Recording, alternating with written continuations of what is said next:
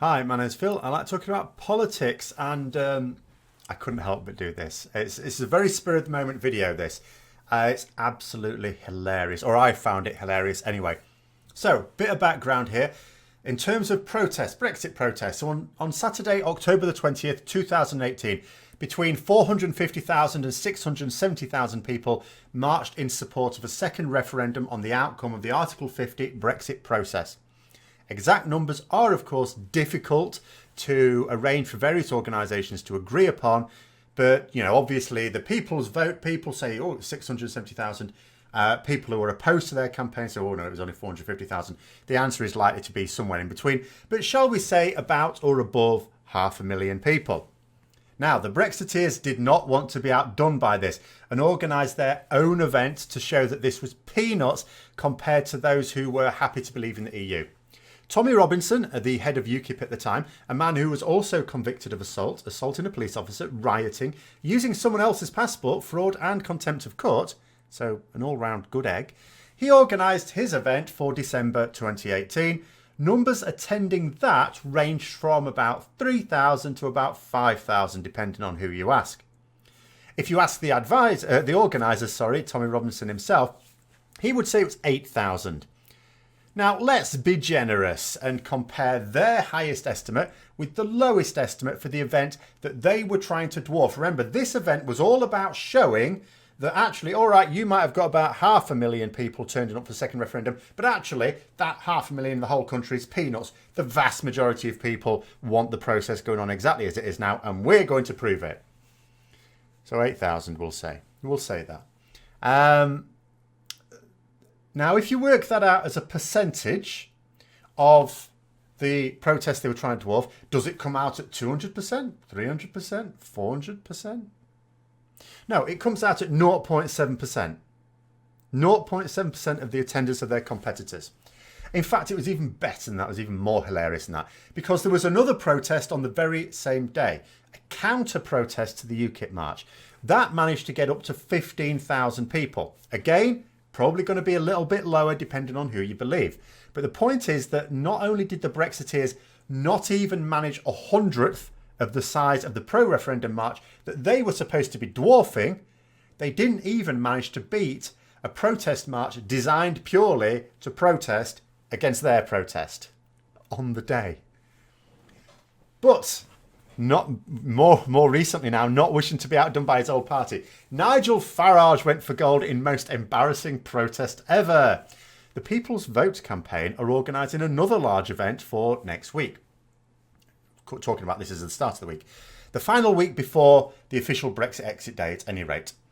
Now, they are looking to get, I think it's on the 23rd of March, Saturday the 23rd of March. So they're looking to get hundreds of thousands of people back into London to protest for another referendum. Nigel Farage thought to himself, that idiot Tommy Robinson can't even organise a racist at a UKIP rally. I'll show him and these Remainers what a real protest looks like. The real power of the people. So he began a little march yesterday that is intended to pick up steam in time for a grand entrance into London. But like King Harold on his march down to Hastings, he's just getting arrows in the face.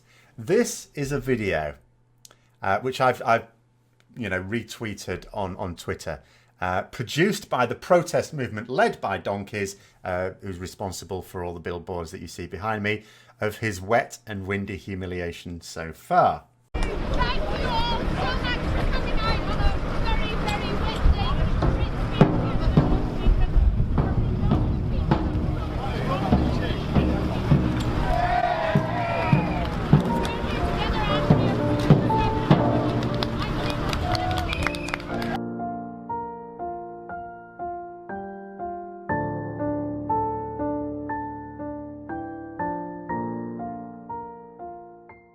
It is the funniest thing I've seen on Brexit yet.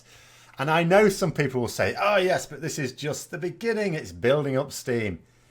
Behave yourself. He's got a maximum of 100 people with him. And as you'll notice from that video, some of those people are again the counter-protesters, the ones carrying billboards of what he said about Brexit before Brexit.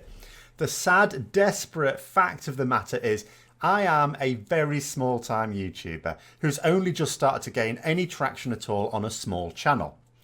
And by me doing this video, there could easily be 10 times more people see Nigel Farage's march on this video than being in it, actually attending it. And I would also like to point out that although the media may give the impression that there are many more passionate Brexiteers in the UK than Remainers, don't you believe it. The viewpoint outside of the UK is that UKIP are actually a political party, that Nigel Farage is a major political force. No, he's not at all. He's considered far more of a political force outside of the UK, more especially in America, but even in the EU, than he actually is. Sure, there may be millions who, in the relatively low effort of an election, will put a pencil line in a box marked leave. But almost none of them are actually passionate about it. None of them care enough to make their voices heard in any other way.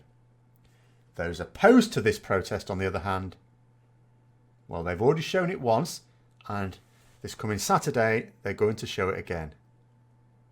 Should we show that video again? Because it's absolutely hilarious. Thank you all so much for coming.